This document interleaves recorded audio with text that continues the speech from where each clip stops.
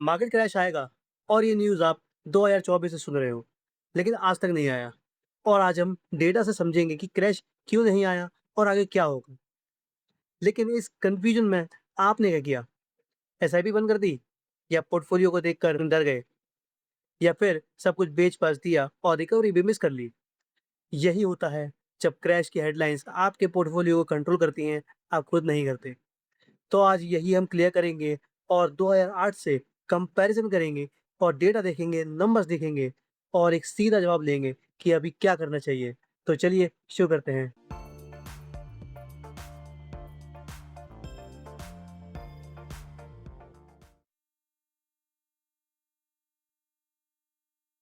सबसे पहले एक इम्पोर्टेंट करेक्शन करना चाहता हूँ मैं, क्योंकि लोग बोल रहे हैं कि मार्केट क्रैश नहीं हुआ था, पर ये एक्चुअली गलत है। मार्केट ने 2026 में एक्चुअली में क्रैश किया था। सेंसेक्स और निफ्टी 14 से लेके 15% तक नीचे गए और टोटल इन्वेस्टर्स की वेल्थ 1 ट्रिलियन से ज़्यादा वाइप आउट हो गई थी। कई इंडेक्सेस तो बेयर मार्केट टेरिटरी में भी चले गए, जिसका मतलब 20% से ऊपर फॉल हुआ। तो सही सवाल ये नहीं है कि क्रैश आया क्यों नहीं, सही सवाल ये होना चाहिए क्रैश इतना बड़ा क्यों नहीं आया और इतनी जल्दी रिकवर भी कैसे किया। तो ये आज हम समझेंगे। 3 चीज़ें एक साथ हुई, इसलिए मार्केट इतना गिरा और इन्हें समझना बहुत ज़रूरी है। तो पहला रीज़न है यूएस ईरान वॉर। 28 फरवरी 2026 में यूएस ईरान कॉन्फ्लिक्ट शुरू हुआ और स्ट्रेट हॉर्मुज़ जो दुनिया की 20% ऑयल सप्लाई का रास्ता है, वहाँ टेंशन बढ़ गई। एक ही दिन में global market risk of mode में चला गया। मतलब कि रिस्की एसेट बेचो और सेफ एसेट खरीदो वाला हिसाब हो गया। और इंडिया स्टॉक रिस्क की कैटेगरी में आते हैं, इसलिए एफआईआई ने सेल किया और सेंसेक्स एक ही दिन में 1700 पॉइंट नीचे गिर गया। रीजन नंबर 2, ईरान कॉन्फ्लिक्ट के बाद क्रूड ऑयल 110 से 119 डॉलर पर बैरल तक पहुंच गया और ये इंडिया के लिए बहुत बड़ी प्रॉब्लम है, क्योंकि हम 89% क्रूड ऑयल इंपोर्ट करते हैं। ऑयल महंगा होने से इन्फ्लेशन बढ़ जाती है और आरबीआई के लिए रेट कट करना मुश्किल हो जाता है और कॉर्पोरेट मार्जिन प्रेशर में आ जाती है और इसलिए मार्केट ने फ्यूचर अर्निंग्स को डाउनग्रेड कर दिया। तीसरा, एफआईआई सेलिंग। जनवरी से मई 2026 तक एफआईआई ने अराउंड 2.7 लाख करोड़ के स्टॉक्स बेच दिए और सिर्फ मार्च में ही उन्होंने 1.17 लाख करोड़ रुपए बेचा, जो कि 2008 के बाद की सबसे एग्रेसिव एफआईआई सेलिंग थी। इन तीनों रीजंस की ने मिलके एक स्टॉर्म बनाया, इसलिए मार्केट गिरा। अब सवाल ये है कि सिर्फ 14 से 15% क्यों? इसको तो लगभग 50% के आसपास गिरना चाहिए। अब वो पार्ट पर आते हैं जो न्यूज़ में नहीं आता और जो मार्केट को 2008 के जैसे कोलैप्स होने से बचाने की वजह थी। डीआईआई यानी कि डोमेस्टिक इंस्टीट्यूशनल इन्वेस्टर्स ने सेम पीरियड में 4.16 लाख करोड़ खरीदा और ये एफआईआई की सेलिंग से 54% ज़्यादा था। मार्च 2026 का एग्जाम्पल देखते हैं, जो कि एफआईआई ने 1.17 लाख करोड़ बेचा और जो लार्जेस्ट सिंगल मंथ एग्जिट था। पर डीआईआई ने उस महीने 1.36 लाख करोड़ खरीदा, जो रिकॉर्ड सिंगल मंथ बाइंग थी। मतलब नेट मार्केट में पैसे आए, बाहर नहीं गए। अब ये डीआईआई का पैसा कहाँ से आ रहा है? वो आ रहा है आप और हम जैसे लोगों के एसआईपी का। मार्च 2026 में मंथली एसआईपी इनफ्लोस 32,000 करोड़ से ज़्यादा थे, जो कि ऑल टाइम रिकॉर्ड था और 9.72 करोड़ एक्टिव एसआईपी अकाउंट्स हैं, जो कि हर महीने ऑटोमेटिकली मार्केट अप और डाउन पैसा आता रहता है और फंड मैनेजर को वो कैपिटल मार्केट में डिप्लॉय करना ही पड़ता है, रुक नहीं सकता। इसलिए निफ्टी के 41 स्टॉक्स में से उन 39 स्टॉक्स में जहां एफआईआई ने बेचा, वहां डीआईआई ने खरीद लिया। और एक नंबर है जो सबसे इंपॉर्टेंट है। अप्रैल 2026 में DII ownership of India incorporation 18.9% है, जबकि एफआईआई ओनरशिप सिर्फ 14.7% रह गई। पहली बार modern Indian capital market history में डोमेस्टिक इन्वेस्टर्स फॉरेन इन्वेस्टर्स से ज़्यादा ओन करते हैं। यही वजह है कि 2026 का क्रैश 2008 जैसा तो नहीं था, क्योंकि 2008 में कोई डीआईआई वॉल नहीं थी और एसआईपी कल्चर भी नहीं था। अब डायरेक्ट कंपैरिजन करते हैं 2008 और 2026 के बीच में, क्योंकि ये समझना बहुत ज़रूरी है कि क्या सेम है और क्या डिफरेंट। अब एफआईआई ने बेचा था, चेक। क्रूड ऑयल स्पाइक हुआ, चेक। ग्लोबल अनसर्टेनिटी थी, चेक। और निफ्टी नीचे गया था, चेक। तो सरफेस लेवल पर दोनों काफ़ी सिमिलर लगते हैं, लेकिन अंदर से दोनों बिल्कुल अलग हैं। पहला फ़र्क ये है कि 2008 में फाइनेंशियल सिस्टम का फेलियर था, बैंक डूब रहे थे, क्रेडिट फ्रीज हो गए थे और लीमन ब्रदर्स बैंकरप्ट हुआ और लोग बैंक में पैसा रखने से भी डरते थे। तो आज इंडिया का बैंकिंग सिस्टम हेल्दी है और एनपीएस डिकेड का लोवेस्ट लेवल पर है। दूसरा फ़र्क ये है कि 2008 में लेवरेज क्राइसिस था। इंस्टीट्यूशन ने बोरोड मनी से स्टॉक खरीद रखे रखे थे और जब मार्केट गिरा तो मार्जिन कॉल आई और फोर्स सेलिंग ने क्रैश को एम्पलीफाई किया। पर आज Indian retail investors mostly equity में हैं, डेरिवेटिव्स में नहीं। तीसरा फ़र्क ये है कि 2008 में डीआईआई वॉल नहीं थी। एसआईपी कंट्रीब्यूशन 2008 में 3000 करोड़ पर मंथ था और आज 32,000 करोड़ पर मंथ है।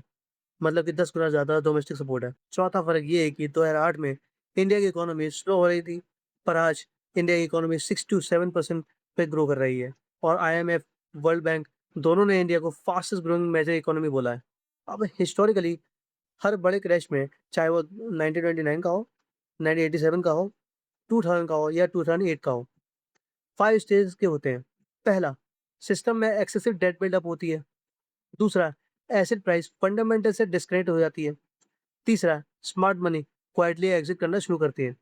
और चौथा, कोई trigger event panic selling create करता है। और पांचवा, फोर्स सेलिंग उस क्रैश को और एम्पलीफाई करती है। 2026 में स्टेज 4 हुआ था, यानी कि यूएस ईरान ट्रिगर। लेकिन इंडिया में स्टेज 1, 2 और 5 कंप्लीट ही नहीं हुआ। एक्सेसिव डेट नहीं, एसेट बबल इन फंडामेंटल्स नहीं और फोर्स सेलिंग मैकेनिज्म नहीं। इसलिए ये करेक्शन था, क्रैश नहीं। अब ये बात करते हैं कि 2008 क्रैश में एग्जैक्टली प्रेडिक्ट करना तो इम्पॉसिबल है, लेकिन वार्निंग साइंस होते हैं और हमेशा होते हैं। 2008 के वार्निंग्स 2003, 2004 में दिख गए थे और क्रैश 2008 में आया था। मतलब 4-5 साल का गैप था। इसलिए टाइमिंग मत करो, बस साइंस को मॉनिटर करो। पहला साइन ये है, जब बैंक्स एक दूसरे को लैंड करना बंद कर दें, तो वो सबसे पहला सिग्नल होता है। और 2008 में लेबर ओआईएस स्प्रेड शूट कर गया था और इंडिया में सीटी रेट्स और सीपी रेट ट्रैक करने चाहिए। अभी ये नॉर्मल है, लेकिन अगर एबनॉर्मल हो तो अलर्ट हो जाना चाहिए। साइन 2, जब short term bond yields long term से ऊपर हो जाती है और इसे इन्वर्टेड यील्ड कर्व बोलते हैं और ये रिसेशन का 89% एक्यूरेट प्रेडिक्टर रहा है हिस्टोरिकली। यूएस में ये पार्शली हैपन हुआ है 2025-2026 में, लेकिन इंडिया में अभी भी नॉर्मल है।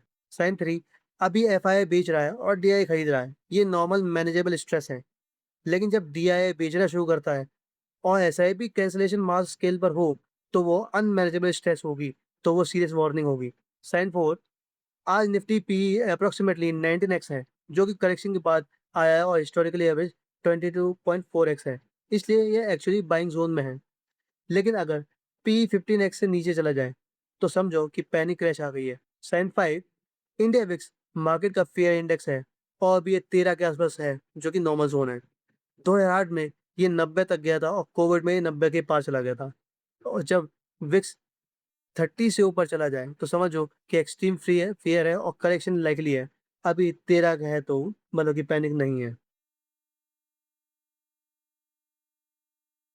अब वो डाटा देखते हैं जो कि पॉजिटिव है। नोमुरा ने निफ्टी टारगेट रेज किया है और वो मार्च 2027 तक 25,900 देख रहे हैं। इसका रीजन ये है कि ईरान कॉन्फ्लिक्ट रेजोल्यूशन एक्सपेक्टेड है, एआई इन्वेस्टमेंट थीम स्ट्रांग है और सेंट्रल बैंक अकोमोडेटिव हो रहे हैं। मॉर्गन स्टैनली भी जुलाई 2026 में इंडिया पर बुलिश हुआ है क्योंकि क्रूड ऑयल के प्राइस $80 से नीचे आ गए हैं और जो चूंकि रिलीफ की बात है।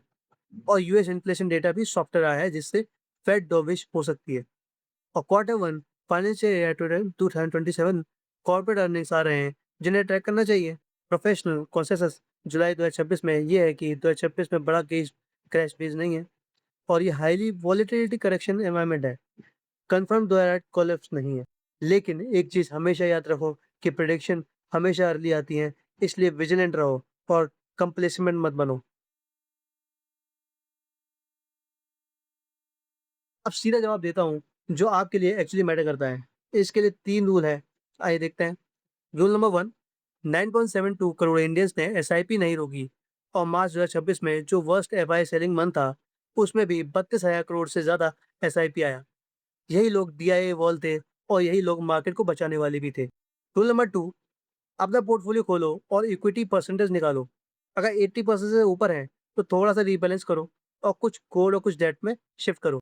रूल नंबर 3, वो 5 साइन जो मैंने बताया कि उन्हें क्वार्टरली चेक करो। इंडिया विक्स 30 से ऊपर जाए तो अलर्ट हो जाओ। DII भी सेलिंग शुरू कर दे तो अलर्ट हो जाओ और निफ्टी भी 15x से नीचे जाए तो डीप क्रैश टेरिटरी है। अभी कोई साइन एक्सट्रीम लेवल पर नहीं है, इसलिए डेटा कह रहा है कि आप स्टे इन्वेस्ट कर सकते हो। अगर ये वीडियो आपको यूज़फुल लगा तो एक काम करो, ये वीडियो अपने एक दोस्त को भेजो जो अभी क्रैश की न्यूज़ से सुन के डर रहा है। उसकी हेल्प करो डेटा से। और अगर ये पहली बार आप इस चैनल पर आए हैं तो सब्सक्राइब करो, बेल आइकन दबाओ और मिलते हैं नेक्स्ट वीडियो में।